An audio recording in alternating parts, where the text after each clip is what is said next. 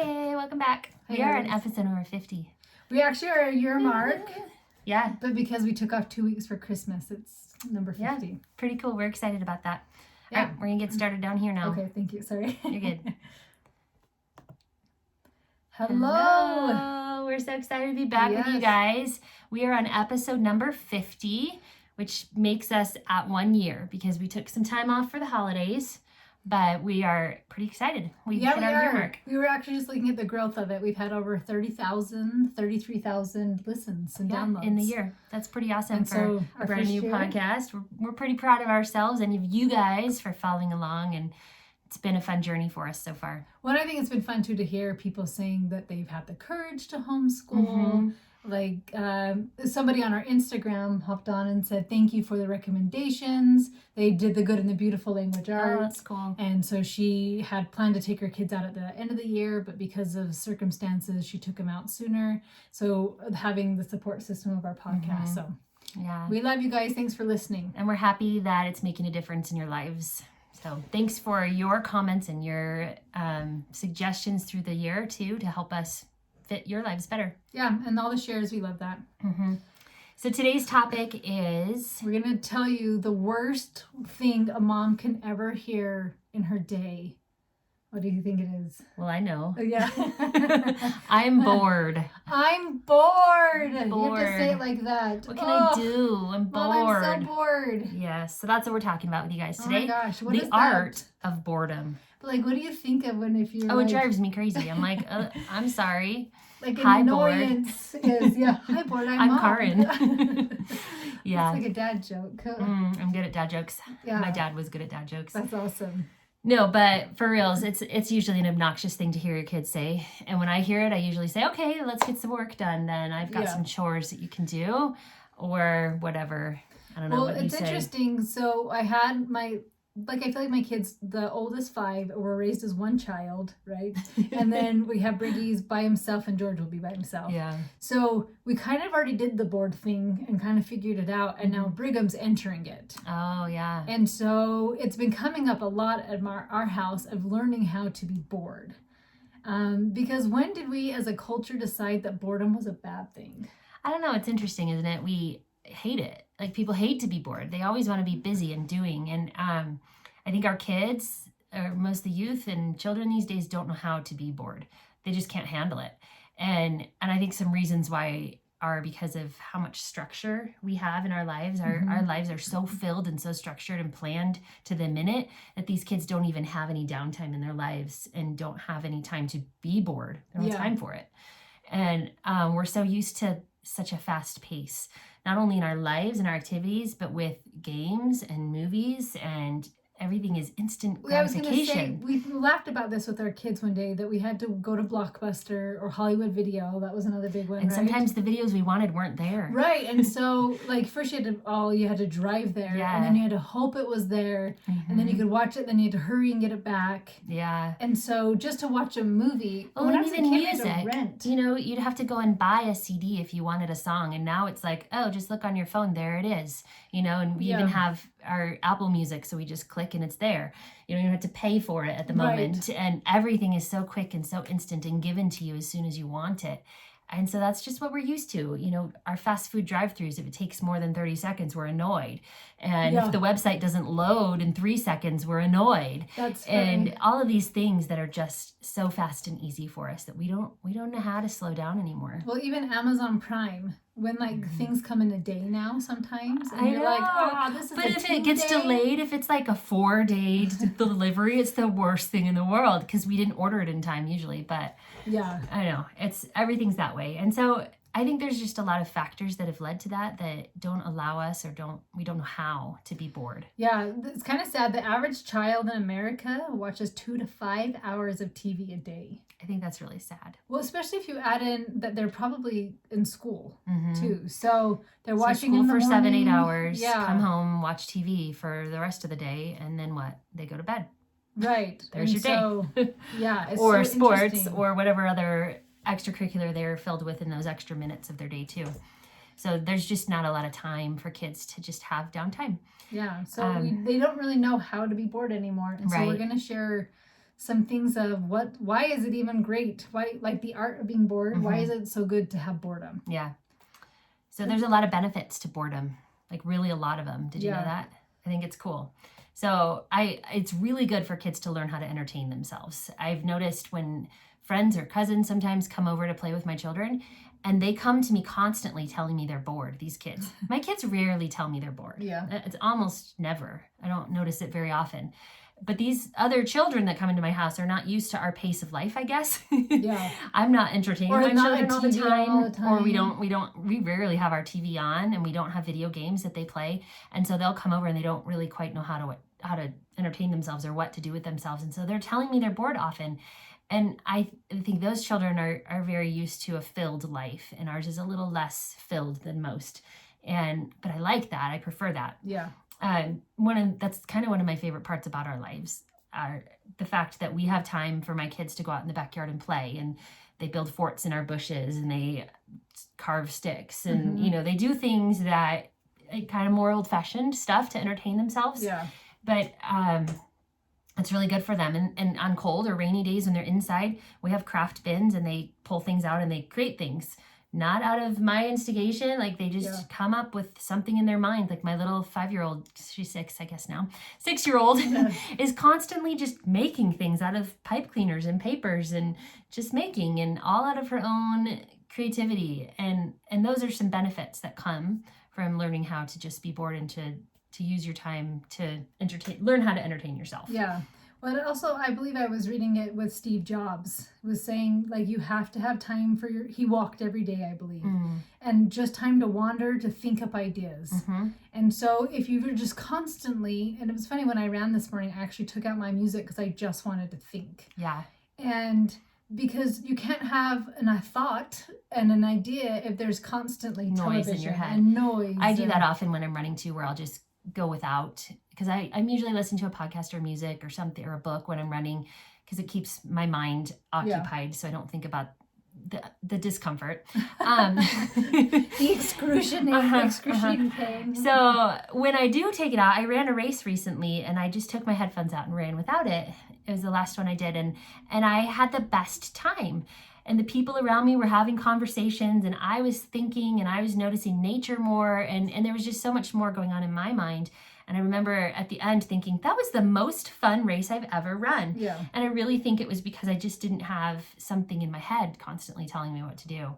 So it does a lot for you to just let your mind wander and think. Yeah, well, I even think, so when I was a kid, we would try to watch TV for as long as possible, right? We didn't have cable.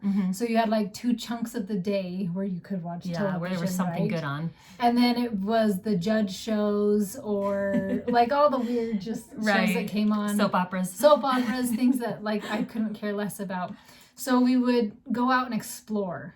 So we grew up on a couple of acres, right? And so we had some sheds, and we would climb them. We created clubs. We were in the trees. Yeah. Like we would call them adventuring. We'd always go adventuring, and we would cut through old fields that just were big overgrown grass fields, right? And just have these amazing adventures. See, and my childhood is that way too. My memories of my childhood are outside play for the most part. And I grew up in southern Florida, where you could play outside all year round. And we had very few structured activities in our lives growing up. We had a large family, and my parents really couldn't afford a lot of lessons and things, so we just really didn't do them. And I think I was outside 95% of my childhood. I would climb trees and ride my bike everywhere. We would splash in puddles. We would catch fish and crabs and lizards and turtles and anything else we could find. I remember stubbing my toe like once a week and skinning my knees constantly, but it was just like a part of my childhood and my life. And I feel like I learned so much. I talked to my kids about all these animals I know about, and about all these plants that I know about, because that was my childhood. I was in them, and I was doing it. And I think that it's so good for your mind, and it's so good to help you develop creativity and your imagination. We had all these games that we would play, and it was so much fun. And I feel like childhood is a lot less of that these days. Well, and part of the reason is because we're so afraid. Yeah. We're so afraid. There's a fear of letting kids play outside unsupervised. Yeah. And so it's so interesting with social media. And you can see this right now with the coronavirus scare, that people are freaking out and completely buying out toilet paper and water in Utah for some reason. All the toilet paper is gone. And I think that's that way all across the country, I've heard. Oh, okay. Yeah. So, but like somebody put the stats of in the United States, I think one person's passed away. Is it even that much? I think we're up to more than that, maybe like 20. Is it? Okay. But still awful, in the whole but country like of what, 300 million? Millions of people. Yeah. Yeah. And so it's like, this is how many people just die of regular flu a year, and this is how many people die of cancer. And so anyways, we have social media bombard us. So we think like there will be a story of a kidnapping, and we're like, oh my gosh, everybody wants to kidnap my child now. But I went and researched some of the stats, and it is actually the safest time to be a child ever in the history of the United States. So missing children is down by 40%. Wow. And of that 40%, 96% of the missing children are runaways. That's huge. So you have 4%, and even of that 4%, some of them are custody battles. So it is a very, very low number of an actual child abduction in the United States. I'm not talking globally, right? Child mortality rates have decreased by nearly half. Kids getting hit by cars has decreased by 2/3. Wow. So like, don't ride your bike, right? You're gonna get hit by a car. So cars have tons of features now where they just stop. You have cameras. You have all these mirrors, all these gadgets in your car. So kids aren't even getting hit as much now, right? So when we were a kid, that's saying that 40% more people were being abducted or hit or dying, but because of we're just safer. Right? But because of social media and the internet, it feels like it's the opposite. You know, you hear just all these dangers, and so you worry about letting your kids outside and letting them roam and wander as much. But also there's the fear of like being reported as an unfit parent, or things like that come up as well. But I do think we have a lot of fears of letting this happen. Yes. And so what happens then, like, don't go outside, but if they're in the house, then you're like, well, now you're just making a mess in the house. So it seems easier to just turn on the TV, right? To just say, fine, play video games. Here's a phone, go just check out on YouTube, right? And so it's kind of this paradigm shift of like trusting that things are going to happen the way they're supposed to happen. And like, it's okay for kids to get hurt and scrape up their knees and fall on their bikes. And like, it's okay. I think I may have even talked about this. One of my son's friends fell out of our tree. Did I talk about that before? They decided it'd be a really good idea to build a clubhouse and then build a swing up in it. And Porter tried it first to make sure it was safe, which actually broke it. And then his buddy went on it, and then his weight broke it. So he fell maybe 10, 15 feet out of this tree. And his mom, I had to call his mom, which was like the worst phone call ever. And I'm just like, okay, your kid's scary. Okay, and I will pay for the hospital, but... And she goes, he has a major respect for gravity now. You know what I mean? And she was so cool about it. And she was like, kids need to fall out of trees sometimes. They need to figure out how things work. It's true. Breaking your arms, you figure out like, oh, that doesn't work so well. But there's something in being able to be daring and challenging yourself. There's a lot of growth in that. And curiosity, I think, is really a big part of the boredom. My kids use their curiosity a lot to figure out how things work and what will happen and what if, Yeah. I think that's really good for them. So I recently finished a book, and I think you've listened to it before, right? I have, yeah. Okay, of Simplicity Parenting. And I don't remember his name. I want to say it's Kim, because I can't remember either. We'll get it. Okay, it'll be in there. So Simplicity Parenting. And he talks about some ways of kind of helping simplify your lives and allowing some of that boredom to creep in. And he's actually even talking about most of his clients, both of the parents work. Yeah. And so I think it's even easier with homeschool moms to make this happen. Right. Yeah. So his first one is clearing out the clutter of toys, because sometimes it's so overwhelming with so many toys that you don't know how to be bored, because if you're bored, you just buy a new toy. We've done that a lot in our house, where I know you guys don't have a lot of toys at all. No, we don't. We have one shelf of toys, and I don't let it go beyond that. And if we get more, then we have to get rid of some so they all fit on the one shelf. And I just don't like a lot of toys. And the toys that I do get are ones that allow for open-ended play. You know, it's like blocks or magnet tiles or things like that that they have to use their creativity to use. Yeah. Dolls, just simpler things that my kids can build and explore and use their creativity for. Yeah, he loves simple dress-ups, which is funny because I have a whole bin of weird dress-ups, and which is probably the favorite thing. Oh, my kids love dress-ups too. We have a big box of them. Yes, and I just even love weird old clothes of mine. Like I had a blazer, and it's like a huge hit because so it's not even necessarily a knight's outfit or a princess dress. Yeah. It's like random old clothes of mine that I'm like, yeah, I don't, but we could use this, you know, and you can just create the dress-ups. That's funny. And then art supplies, I think you have a ton of those around. Yeah. Yeah, that's definitely a good one. Yes, of just when they're inside to have some art supplies and create. I had my nephew lived with us for a week when his parents were out of town. And my kids were making their Valentine boxes. And he was 7th grade. And in public school, they don't do Valentines in 7th grade. And so he goes, well, can I just make something with a box?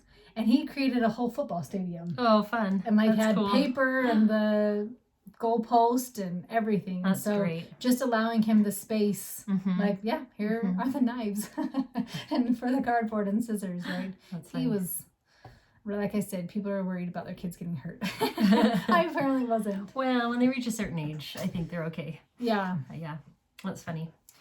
So that's one of them. So with fewer distractions, their attentions expand and their focus can deepen. Yeah, definitely. And I have, another list of my own of just simple ways to allow more boredom into your life. And they cross over with a lot of the same things from that book. But just anything that's less structured, I think is a good thing when you're not like telling them what they have to do when. And even with the toys, like there are certain toys that play for you, like for instance a video game versus a set of blocks. Which one's going to allow more creativity and allow growth in their mind? Obviously the blocks would, because they dream up what they're going to make and what they're going to do with them, whereas a video game dictates how you play. Yeah, and you don't, and it can continue to go and it shuts your mind down. Like a video game, you just you can tune it out. And same with the television, right? Like you just want to sit there longer. And so toys that are simple and open-ended. And then I think it's really important to allow your kids to be messy sometimes. That's just sort of my thing, but it's okay for them to create a mess. If they're doing crafts or if they're doing some kind of like Play-Doh or slime or, things like that get messy. I actually think it's really good for kids to have that opportunity. And I think that's where I need to work on, because my kids outside and creating. Outside it's easy. They're fine. But in the house they're like, oh, mom's going to make us just clean this all up. Yeah, which they will have to clean it up eventually. But I think I could help foster that more. Right. Of like, it's okay.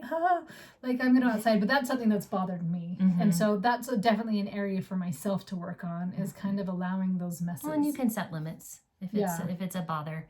But I think it's good for kids to just get messy from time to time and not worry. I had a former family member, I guess now, an ex-wife of one of my kids, or my siblings. I'm sorry, I'm stuttering here. Anyway, she won't listen to this, but she was very, very much of a clean freak. And like anytime her kids made any sort of mess, like a crumb dropped on the floor, they were yelled at. And so they were always in fear of doing anything like that. They couldn't make messes. They couldn't get creative with things because they were afraid of the consequences of it. And so just don't be too harsh and too strict with your kids about things like that, because those messes are usually where the creativity is happening. Yeah, the big forts and all those fun things. I love what he says in the book, as you're talking about kind of cutting back on extra activities and whatnot as well, is activity without downtime is like a plant without roots. It's unsustainable. And so kind of pulling back from those extracurricular activities and having so many organized things that we're doing and what we're doing. And less technology is always a very good thing, because the more you give it, the less they're going to feel that boredom, right? And the less they're going to know how to be bored and to strengthen their minds in new ways. Well, and it's interesting too, because you have advertisements and everything, right? So even if you're not watching TV, in the movie you're seeing stuff in the movie, but previews before the movie. YouTube has a ton of ads. Even free apps on iPads have ads that pop up too now. And so it's teaching kids that you need this to feel happy. Mm-hmm. This, like, if you aren't feeling happy in your life, this new product is going to get it, instead of like it puts you out of touch with your own emotions, kind of. Mm-hmm. Or this product solves your new problems and it meets all your needs, instead of just so like being able to think for yourself about what you need. Like, what do I need? What do I like? Right. That's actually one of the benefits of not having cable television, is your kids don't see commercials. Yes, that was one of our compromises, is we do have that for jazz games and BYU basketball. And so the deal is that my kids can watch on Friday nights, or they can watch a game with Dad. Oh, that's so fun. We had to make some compromises because I wanted to stay married. That's hilarious. He likes the no boredom things too, but he definitely would have more electronics than I would. One thing that I think is a really important thing to mention is to be a good example to them. I was just thinking that. Like if you are on your phone constantly and always scrolling or looking at things on your phone or your computer, your kids are going to see that as the norm as well. And so you need to also be an example of putting down your technology, playing with them from time to time, and letting creating yourself, your own stuff too. Yeah, letting yourself get creative. Yeah. And just like we said, we took our music out, right? Mm-hmm. And then you have ideas and acting on it. Mm-hmm. And so, and if you can include them, it's fantastic. But it's okay for you to like be bored sometimes. Yeah. Like, what do I want to do? And for me, having nothing in my head, like for instance, running without the headphones, it's almost like this like mentally clearing time for me, where I can like think through the challenges I'm going through and ponder and solve problems. And it's not even only about being creative necessarily. Mm-hmm. We don't all need creativity all the time in our lives, but we do need mental clarity. And so taking these structured things out of your life can give you time to ponder more and to think more through your life situations and come to a sense of clarity that you need. Yeah, instead of just tuning it out, tune into the problem and just saying, okay, I need some alone time to think, how do I want to handle this? Yeah. This thing happened and I want to deal with it. Yeah. I think too, it's really great. So if your kids have not been bored and you want to implement this, I think it is really great to have a plan. Yeah. So if you're like, hey kids, we're going to be doing this. I've been studying and listening to two awesome ladies talk about the art of being bored, right? So we're gonna cut back on screens. We're not even gonna do screen daily time, like whatever it works for your family. I like just once a week because then they're not asking me throughout the week. I don't want to deal with that. So letting them know, like, we're gonna kind of, what's the cute lady who cleans the house, Marie Kondo. Yeah, we're gonna Marie Kondo your toys. Like, we're just gonna kind of get things down. So have a plan, and because when they come to you, they'll maybe be on board with it, and then eventually they're gonna say, I'm bored. Yeah. So I have a post on my site that has, it's called a board box. And I put together, it was just a little file card box. And I wrote on note cards, one idea on each note card it was mostly like for summertime when my kids were littler. They would come to me with like, what am I supposed to do? What can I do? And so I'd be like, oh, pull out the board box. And it just had just fun little ideas for them to keep them busy and entertained, and some really creative ones and some really simple ones. But if you need something like that to get your kids going, if they're not sure how to start that, if they're struggling with coming up with their own ideas, you can create it for them. And I'll share a link to that so you guys can have some of my ideas. But there's a lot of, you just Google boredom busters too, and you can find some fun lists of things that can keep your kids busy. Well, I think too, there was somewhere I was reading, and this girl said, I grew up on a farm. You never said I'm bored, because that just gave you so much extra work. It's true. And that's often what I do for my kids as well. If they tell me they're bored, I just tell them the chores that need to be done that they haven't accomplished yet. And they know that. And I was saying that to somebody the other day, and my son walks through as I was saying it. He's like, it's true. She does. So they know that, and they know not to come and complain to me about boredom. Yeah, because as a parent, it's your job to love your kids, not entertain them. Yeah. And I think we may have talked about this before, but my neighbor who was like, I'm a cruise director, right? Like, it's one activity to the next. And so I think that's what sometimes in the summertime, public school people are like, I could never homeschool because I'm constantly entertaining. So I need a break from them. But maybe that's part of our success, is that we are not in this constant mode of entertaining. We have some good habits in place of just like when you're bored, you figure something out. You create, you study, you learn. The other day, I think I posted about this. My kid came to me and said, I want to see if I can write an essay so good, like a persuasive essay, so good that nobody could argue it. I love that. And it was just so awesome. And it was like, I thought, yeah, go for it. What kid just like wants to do that? I know, right? And isn't assigned it. That's cool. Yes, and so he's a kid who's fought different school things the most. And so it was interesting when he had free time, he was like, you know what sounds like a really good idea? This to is write fun. an essay. And the idea to him was exciting. That's cool. It was just like, I think, and he wants to join debate. He's not in anything right now. And so he just says, I think I could argue my side really, really well. So it was kind of fun to have him have that free time to let his mind create that. That is great. But just know, like, there's maybe a tough transition. And plan on it being a tough transition is the easiest way. Instead of like, okay, we cleaned everything out and we're all excited. Even my kids were on board with it. And now it's been a week and people are complaining and crying. It takes time, just like any new thing in your family, any new routine, any new structure. It's going to take time to feel normal again.